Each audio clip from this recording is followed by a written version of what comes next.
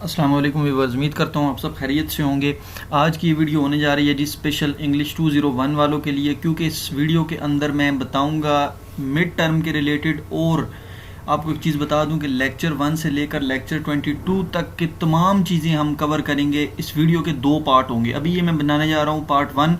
Video को and तक देखें। इसके साथ साथ मैं एक और चीज़ बता दूँ जी कि इंग्लिश 201 के जिस बंदे को हाईलाइटेड हैंड आउट्स चाहिए वो कॉन्सेप्ट बिल्डर की ऑफिशियल वेबसाइट से डाउनलोड कर ले, या फिर डिस्क्रिप्शन में लिंक दे रहा हूँ वहाँ से भी उठा सकता है। ठीक है जी, चलते हैं अपनी वीडियो की तरफ। उससे पहले अगर आपने हमारा चैनल सब्सक्राइब नहीं किया तो काइंडली कॉन्सेप्ट बिल्डर के ऑफिशियल चैनल को सब्सक्राइब कर दें, साथ ही बेल आइकन को भी प्रेस कर दें ताकि हमारी ये देख लें लेटेस्ट आने वाली वीडियो आपको आसानी से मिल सके।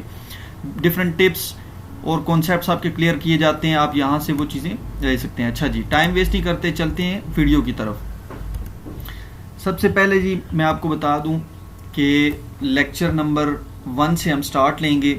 पार्ट 1 ने वीडियो का ये देख सकते हैं आप, ये हाईलाइटेड हैंड आउट्स हैं आपके तमाम के तमाम। ठीक है जी, ये जो इंग्लिश 201 है इसको कहा जाता है इंट्रोडक्शन टू बिजनेस कम्युनिकेशन के। मतलब इस बुक में हम जितना भी रीड करेंगे वो तमाम चीज़ें हम इसमें रीड करेंगे जो कि हम बिजनेस एंड टेक्निकल कम्युनिकेशन के रिलेटेड यूज़ करते हैं। ठीक है जी, फर्स्ट लेक्चर में बताया गया है जी कि introduction to business and technical communication. जैसा कि हम स्टूडेंट्स हैं, हमारी कम्युनिकेशन हम बाद में बिजनेस करते हैं या कोई भी किसी भी किस्म की कम्युनिकेशन करते हैं तो उसमें हमारे कुछ मैनर्स, कुछ तरीके या कुछ चीज़ें यूज़ होती हैं। वो कम्युनिकेशन जो होती है वो हमेशा 2 तरह की होती है, एक रिटन होती है, एक ओरल कम्युनिकेशन। रिटन कहते हैं जो कि लिख के की जाए, फॉर एग्जांपल कोई लेटर्स हो गया, मेमोज हो गए, रिपोर्ट्स हो गई, इनको कहते हैं रिटन कम्युनिकेशन। ओरल कम्युनिकेशन बोलते हैं फॉर एग्जांपल 2 बंदे आपस में कोई कन्वर्सेशन कर रहे हैं, कोई इंटरव्यू हो रहा है, तो ये ओरल कन्वर्सेशन होती है या कम्युनिकेशन होती है। ठीक है, ये आपने इसको देख लेना है जी कि भाई written communication will cover planning, structure and stylistic issues, while oral communication will cover planning and execution, effective precautions, group behavior, planning and conductive effective meeting। ठीक है, नाम से ही पता चल रहा है। उसके बाद आगे बताता है जी कि introduction to business and technical communication में कुछ चीज़ें होती हैं, ग्राफ वगैरह हो गए, कुछ ऑडियंस हो गई, ये चीज़ें देख लें, इतनी इंपॉर्टेंट नहीं है। जो इंपॉर्टेंट चीज़ होगी वो मैं आपको बताता जाऊँगा। ठीक है जी, कहता है जी कि पर्पस ऑफ राइटिंग क्या होता है। राइटिंग का बेसिक मकसद जो होता है वो किसी चीज़ की एफिशिएंसी को इंक्रीज करना, या फिर जो एजुकेशनल पर्पसेस होते हैं, लोगों को एजुकेट करना और उनको एक प्रॉपर वे की तरफ लेकर जाने को राइटिंग का जो बेसिक मकसद होता है वो ये होता है जी कि आपके अंदर कोई एक डिसिप्लिन वाली जो है ना एक्टिविटी लाई जाए, कोई एक आपको और किसी चीज़ को ऑर्गेनाइज करने का तरीका बताया जाए। ये राइटिंग का बेसिक मकसद होता है। चाहे वो ऑर्गेनाइज करना किसी भी चीज़ को हो सकता है, चाहे वो कम्युनिकेशन को हो या फिर व्हाट्सएवर जो भी हो। ठीक है, उसके बाद आगे बताता है जी, आगे हम चलते हैं टाइप्स ऑफ कम्युनिकेशंस में। जो हम बिजनेस में कम्युनिकेशन करते हैं वो मेमोज के through, business letters, instructions, project proposal, progress reports, ये तमाम चीज़ें आपने याद रख लेनी है टाइप्स ऑफ कम्युनिकेशन में। ठीक है, ये हम आगे एक एक करके डिस्कस करते हैं। उसके बाद बताता है, उसके बाद ये देख लीजिए, ये एक चीज़ इंपॉर्टेंट थी, रीडर क्रिएट मीनिंग। अच्छा जी, as you write a professional environment you need to remember 3 things. जब आप कोई प्रोफेशनल चीज़ लिख रहे होते हैं तो आपने 3 चीज़ें माइंड में रखनी है। कौन सी 3 चीज़ें? Reader create meanings, reader responses are sharpen by situation, readers react on a movement by movement basis. कि जो चीज़ आप लिख रहे हो तो आपने अपने को माइंड में नहीं रखना, आप अपने आप को माइंड में ना रखें आप, बल्कि रीडर जो होगा आपका, आपने उसको लेकर चलना है। ठीक हो गया। अच्छा जी, एक और चीज़ मैं बता दूं कि इस वीडियो के अंदर हम 11 लेक्चर करेंगे, नेक्स्ट वीडियो के अंदर फिर नेक्स्ट 11 लेक्चर होंगे ताकि 22 लेक्चर्स आपके कवर हो जाएं। उसके बाद जब हमने देखा था जी कि कम्युनिकेशन की 2 टाइप्स, रिटन एंड ओरल, अभी हम करने जा रहे हैं जी ओरल कम्युनिकेशन के ऊपर थोड़ी सी बात। ओरल कम्युनिकेशन जैसे आपको मैंने बताया था जी कि जो वर्बली होती है। अच्छा जी, oral communication can be formal and informal. Formal वो होती है जो कि किसी एक खास मकसद के लिए, खास जो है ना कोई एक बिजनेस या व्हाट्सएवर कहीं एक खास जगह पर होती है। लेकिन इनफॉर्मल जो कि आप कहीं भी किसी भी पब्लिक प्लेस में या व्हाट्सएवर कहीं भी कर सकते हैं। ठीक है, उसके बाद written documents and oral documents, ये भी डिफरेंस देख लें, ये शॉर्ट क्वेश्चन में आ सकता है। Formal and informal old reports, वो ही सेम बात। फॉर्मल रिपोर्ट्स वो रिपोर्ट्स होती हैं जो कि एक बेहतरीन तरीके से और बेहतरीन ऑर्गेनाइज्ड स्ट्रक्चर से बनाई जाती हैं। और इनफॉर्मल ओरल वो होती हैं जो कि एक जनरल होती हैं, आम, उनमें कोई इतनी खास चीज़ नहीं होती। Oral presentation is a professional environment generally fall into 2 categories. Oral presentations जो होती हैं वो प्रोफेशनली 2 कैटेगरीज में फॉल करती हैं, लेकिन टाइप उसकी होगी ऊपर फॉर्मल एंड इनफॉर्मल, लेकिन जो फॉल करती है वो 2 कैटेगरीज में करती है, एक इंफॉर्मेटिव और एक परसुएसिव। कि जब आप ओरल कम्युनिकेशन या ओरल प्रेजेंटेशन दे रहे होते हैं तो आप 2 चीज़ों को माइंड में रखते हैं। एक, आप जो ओरल काम कर रहे होते हैं, फॉर एग्जांपल कुछ बोल रहे होते हैं, तो या तो फिर आप उसमें इंफॉर्मेशन देंगे या फिर आप उसमें किसी चीज़ को, किसी बंदे को मुतासर करेंगे। परसुएसिव का कहते हैं मुतासर करना, ठीक है। ये चीज़ें आपने याद रख लेनी है, ये देख लेना है कि भाई इंफॉर्मेटिव में कौन कौन सी चीज़ें ये आ जाएंगी और परसुएसिव में कौन सी आ जाएगी। उसके बाद एक चीज़ होती है डायरेक्ट मेथड, ठीक है। डायरेक्ट मेथड कहते हैं जी, there are at least 4 method for making an oral presentation. Example, impromptu, memorization and reading. ये 4 मेथड डिलीवरी मेथड हैं, ये आपने याद रख लेने हैं, ठीक है। उसके बाद ये एक एक को एक्सप्लेन किया गया है। इम्प्रोम्प्टू मेथड वो होता है जिसमें पुअर ऑर्गेनाइजेशन या इनकम्प्लीटनेस होती है। मेमोराइजेशन वो होता है जो कि रिस्की काम होता है, ठीक है। उसके बाद ये प्रिपरेशन ऑफ प्रेजेंटेशन में ये चीज़ें आपने माइंड में रखनी है, ऑडियंस को, नॉलेज को, टाइम को, रिहर्सल को, ये तमाम चीज़ें आपने लेकर चलना है। अच्छा जी, उसके बाद है जी, आगे हम चलते हैं, ये देख लें eye contact, use of voice, use of pace. ये चीज़ें जो होती हैं ना, जो ओरल कम्युनिकेशन में आपका जो जेस्चर्स होते हैं, आपकी वॉइस होती है, ये तमाम चीज़ें, आपका जो कॉन्फिडेंस होता है, आपकी जो डिटर्मिनेशन होती है, ये तमाम चीज़ें जो होती हैं ये ओरल प्रेजेंटेशन, ओरल कम्युनिकेशन में एक इम्पॉर्टेंट रोल अदा करती हैं, ठीक है। मेकिंग अ फॉर्मल प्रेजेंटेशन, अगर आप एक फॉर्मल प्रेजेंटेशन किसी बिजनेस लेवल पे जाकर कोई प्रेजेंटेशन देना चाह रहे हैं तो उसमें आपकी 3 चीज़ें काउंट होंगी। सबसे पहली चीज़ वॉइस, फॉर एग्जांपल आप 1000 बंदे के सामने खड़े हैं तो आपकी वॉइस कैसी होगी। उसके बाद दूसरी चीज़ बॉडी लैंग्वेज की, आपकी टांगें तो नहीं कांप रही, आपकी बॉडी लैंग्वेज बिल्कुल राइट स्ट्रेट और बिल्कुल पता चले कि हैप्पी मूड में है। उसके बाद अपीयरेंस, अपीयरेंस मीन्स डैट कि आपका जो ड्रेसिंग होगी, आपका जो फिज़िकल लुक होगी वो। उसके बाद हम चलते हैं जी मेकिंग योर प्रेजेंटेशन, ये देख लें जी कि 35 mm slide are generally used more sparingly, ये आपने पॉइंट याद रख लेना है, ठीक है। उसके बाद ये वाली लाइन भी 5 मिनट्स वाली भी रीड कर लेनी है। उसके बाद आगे चलते हैं हम, using visual aids for oral presentations. अच्छा जी, मोस्ट इंपॉर्टेंट चीज़ जो पेपर में आती है जी कि आप विजुअल एड्स के बारे में लिखें। पेपर में हमसे पूछा जाता है जी कि विजुअल एड्स के बारे में आपने लिखना है। अभी विजुअल एड्स क्या होते हैं जी? Visual aids significantly improve the interest in the presentation.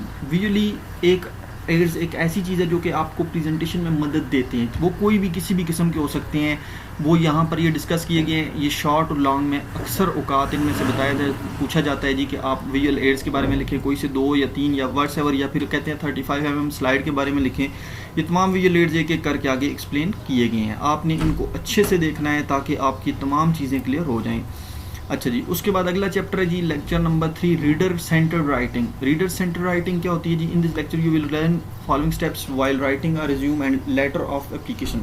Resume किसको कहते हैं? रिज्यूम बोलते हैं जी सीवी। ये जो आपकी लोग कहते हैं ना कि मैंने सीवी बनवाई है, मैंने जो है ना सीवी भेजनी है किसी को, ये रिज्यूम होती है बेसिकली, ठीक है। इसका दूसरा नाम रिज्यूम है।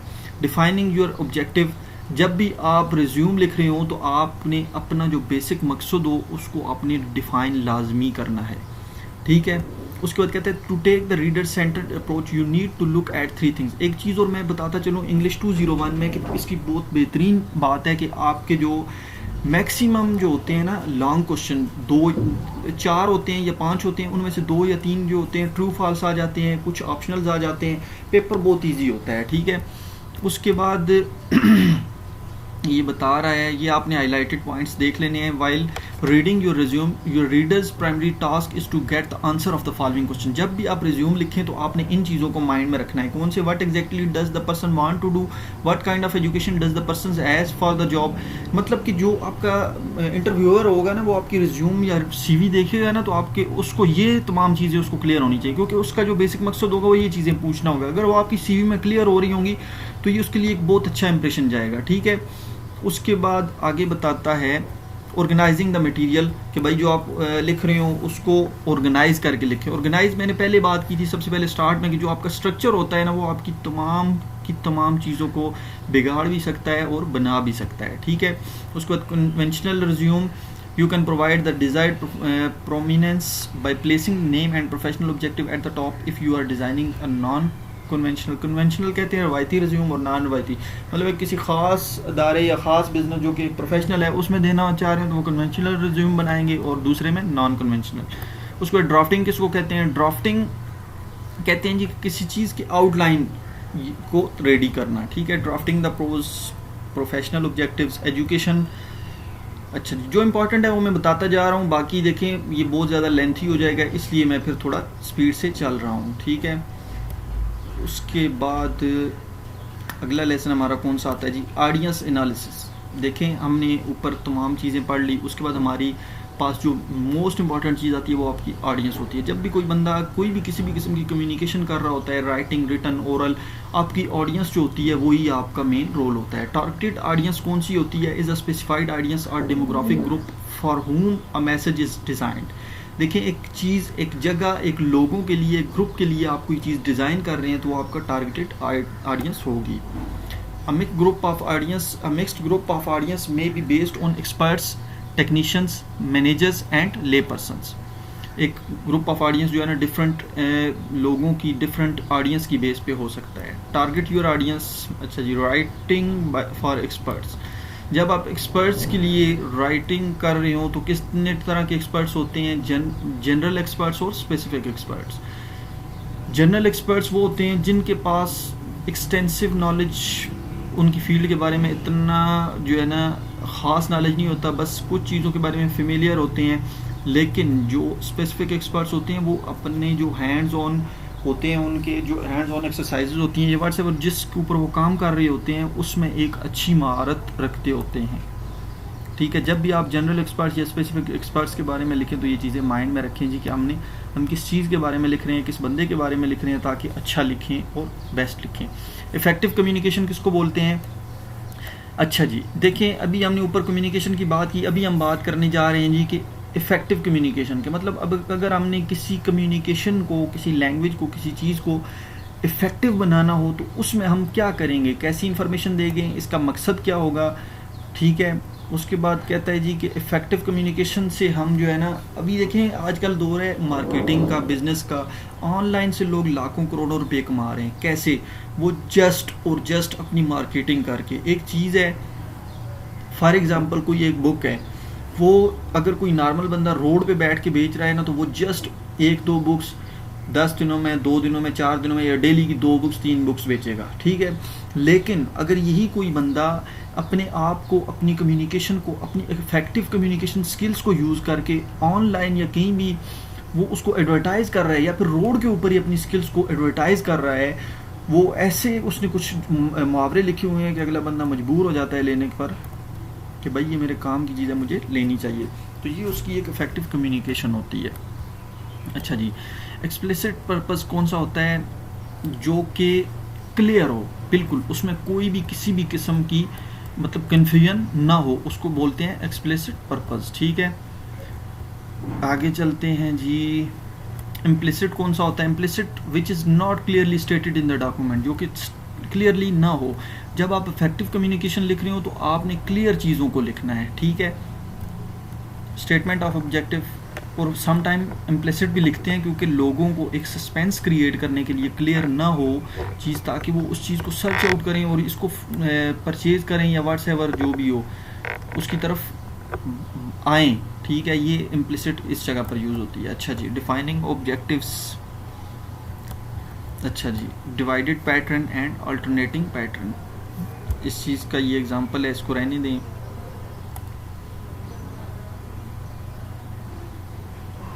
उसके अलावा जो है ना इंग्लिश 201 के मोस्ट इंपॉर्टेंट फाइल्स जो हैं वो भी हमने कॉन्सेप्ट बिल्डर की ऑफिशियल वेबसाइट के ऊपर अपलोड कर दी हैं, आप वहाँ से भी देख सकते हैं। उसके बाद कहता है जी कि learn the types of possible readers. Readers की 3 टाइप्स होती हैं, Phantom readers, future readers and complex readers. अभी फैंटम रीडर्स कौन से होते हैं?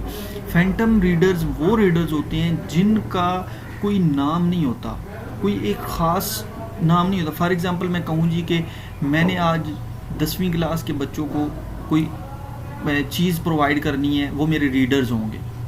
अभी मैं नाम नहीं ले रहा, मतलब कि उनमें से किसी एक का नाम नहीं ले रहा, लेकिन मैंने उनको कोई ना कोई चीज़ प्रोवाइड करनी है, कोई ना कोई चीज़ देनी है, ठीक है। तो ये मेरे फैंटम रीडर होंगे। फ्यूचर रीडर कौन से होते हैं? While identifying your reader you should keep in mind the possibility that your communication में बी यूज्ड वीक्स, मंथ्स और even years for now. Future readers वो होते हैं जी कि जिसमें बताया जाए जी कि अगले साल 11वीं क्लास के बच्चों के लिए मैं ये रेडी कर रहा हूँ और वो फ़लाँ वीक में ये चीज़ पढ़ेंगे, तो ये फ्यूचर रीडर्स होंगे। कम्प्लेक्स रीडर्स वो होते हैं जो कि एक डाइवर्स ग्रुप्स होता है, ठीक है, जिनका बैकग्राउंड, रिस्पॉन्सिबिलिटीज़, ये तमाम चीज़ें चेंज होती रहती हैं। मतलब जो कम्प्लेक्सिटी होती है जिन रीडर्स में, वो कम्प्लेक्स रीडर्स होते हैं। अच्छा जी, आगे चलते हैं जी।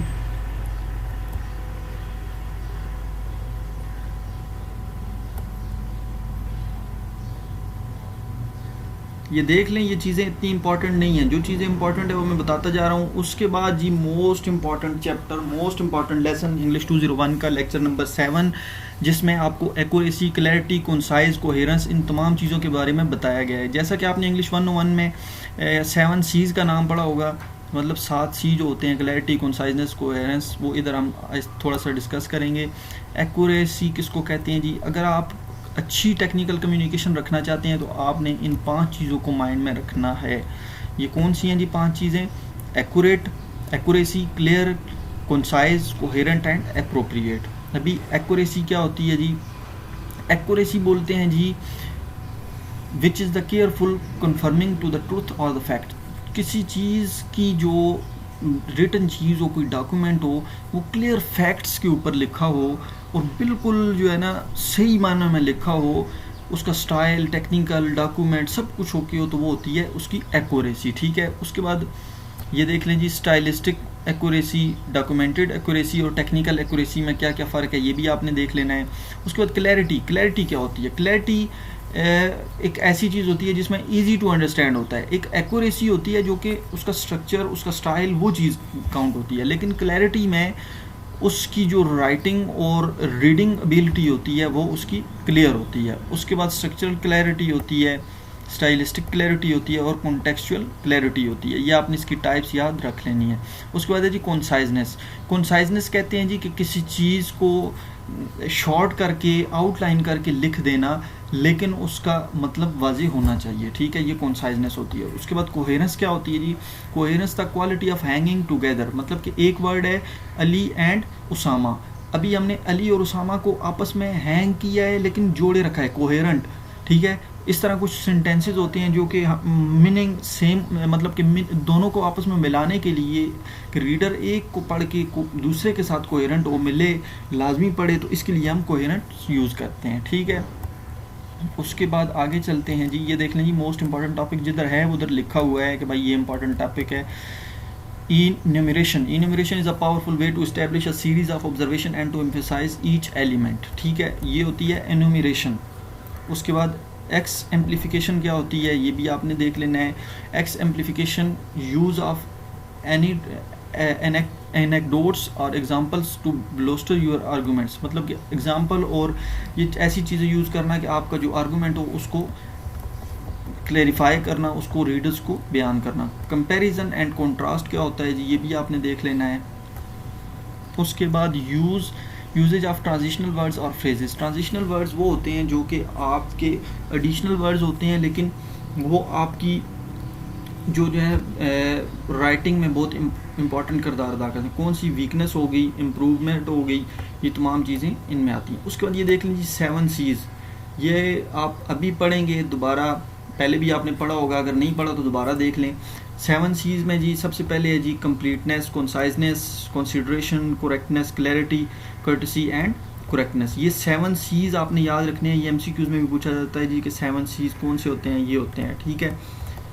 कंप्लीटनेस क्या होती है जी? Benefit of completeness, guideline to secure the completeness and provide all necessary information. Completeness होती है your message is complete when it contains all the facts readers and listeners need for the reaction you desire, ठीक है, ये होती है completeness. उसके बाद होता है जी क्रेडिबिलिटी। क्रेडिबिलिटी बोलते हैं जी कि कोई एक चीज़ जो कि मतलब एक चीज़ को इस तरह डिफ़ाइन करना, इस तरह क्रेडिबल बनाना कम्युनिकेटर्स के लिए कि वो उसको एक अच्छे तरीके से एनालाइज कर सके, और जो हम चीज़ों को मतलब कि लिखते हैं या फिर किसी चीज़ को हम सेटअप करेंगे, उसको स्पीकर्स के साथ रिलेट करें, मतलब कि उसको उसकी एग्जांपल देकर समझाना। जो आप अभी आपका रीडर है, जो देखने वाला है, पढ़ने वाला है, वो जो है ना अपनी एग्जांपल्स लेकर उसको समझे, ठीक है। उसके बाद अगली चीज़ आ जाती है जी कंसाइजनेस। अब conciseness message saves times and expense. ऊपर भी मैंने बताया था जी कि आउटलाइन तैयार कर देना, ठीक है, कंसाइज कर देना किसी चीज़ को। ये बाकी चीज़ें आपने साथ साथ देख लेनी है। उसके बाद 7 C's में आगे कंसिडरेशन एंड करेक्टनेस। कंसिडरेशन कहते हैं जी किसी चीज मैसेज को इस तरह प्रिपेयर करना कि भाई रिसीवर के माइंड में वो अच्छे तरीके से समझ आ जाए, ठीक है। इसको कहते हैं कंसिडरेशन, समझने को। करेक्टनेस किसको बोलते हैं? किसी चीज़ को स्पेसिफिक, विविड या फिर जो है ना इस तरह एक्सप्लिसिट करना कि उसको वाजे नज़र आए जी कि इस चीज़ का क्या मतलब है, किस तरह वो समझा रहा है और क्या हो सकता है, ठीक है।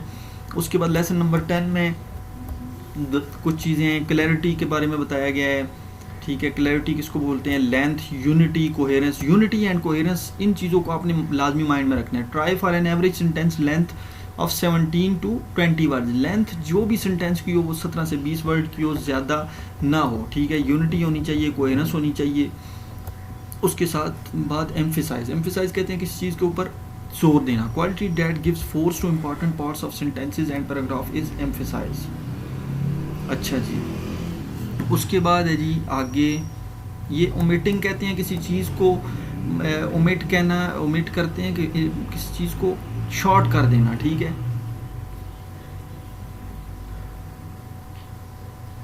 अगला है जी लेसन नंबर 7 जिसमें करेक्टनेस के बारे में बताया गया जी कि करेक्टनेस में फॉर्मल राइटिंग क्या होती है, इनफॉर्मल राइटिंग क्या होती है। अभी ये एक एक करके इसको एक्सप्लेन कर रहा है, तो आप यहाँ से देख सकते हैं इसको। जो है मैंने इंपॉर्टेंट हाईलाइटेड पॉइंट दिए हुए हैं, आप ये डाउनलोड करके इंशाल्लाह आपको समझ आ जाएगी। ये चीज़ आपने एक याद रखनी है जी कि 3 specific ways to indicate the consideration. Consideration को जो इंडिकेट करने के 3 तरीके थे। Focus on you instead of I और वी। ये चीज़ आपने माइंड में रखनी है। ये पक्का एक MCQs आएगा कि भाई आपने जब भी कंसिडरेशन के बारे में बात करनी है तो आपने यू के ऊपर ज़्यादा फोकस देना है, आई और वी को नहीं लेना कि भाई आई मैं ये हूँ, मैं वो हूँ, नहीं, आप वो हैं, आप ये हैं। मैंने पहले भी बताया जी कि आपके ऊपर फोकस देना है। शो द बेनिफिट और interest of the receiver, emphasize positive play and facts. जब भी आपने लिखना है तो आपने रीडर के इंटरेस्ट को देख के, रीडर के फ़ायदे को सोच के तब आपने बात करनी है, तब आपने किसी चीज़ को लिखना है। गोल्डन रूल कौन सा होता है? When in doubt use the more familiar words, audience will understand them better. कि मतलब जब कोई चीज़ डाउट में होगी, use the more familiar words, कि मतलब जो जाने पहचाने वर्ड हों उनको यूज़ करें ताकि जो ऑडियंस हो वो अच्छे से समझे इस चीज़ को। ये था जी हमारा लेसन नंबर 11 तक। होपफुली कि आपको इस चीज़ से फ़ायदा हुआ होगा, समझ भी आई होगी। फिर भी अगर कोई चीज़ क्लियर नहीं होती तो आप कमेंट बॉक्स में पूछ सकते हैं। और अगर आपको ये 11 लेक्चर अच्छे लगे हों तब मैं आगे वीडियो बनाऊंगा। अगर वीडियो अच्छी लगी हो तब कमेंट करें और मुझे बताएं जी कि आगे भी बनाएं, नहीं तो फिर आप ख़ुद जो है हैंड आउट्स देख लें, हाईलाइटेड हैंड आउट्स, और उनको स्टडी कर लें। ठीक है जी, अपना बहुत बहुत सारा ख्याल रखिएगा। जाते जाते चैनल को लाइक सब्सक्राइब करना ना भूलिएगा। और ये हैंड आउट्स मैं डिस्क्रिप्शन में लिंक दे रहा हूँ, इनको भी लाजमी डाउनलोड कीजिएगा। अल्लाह हाफिज़।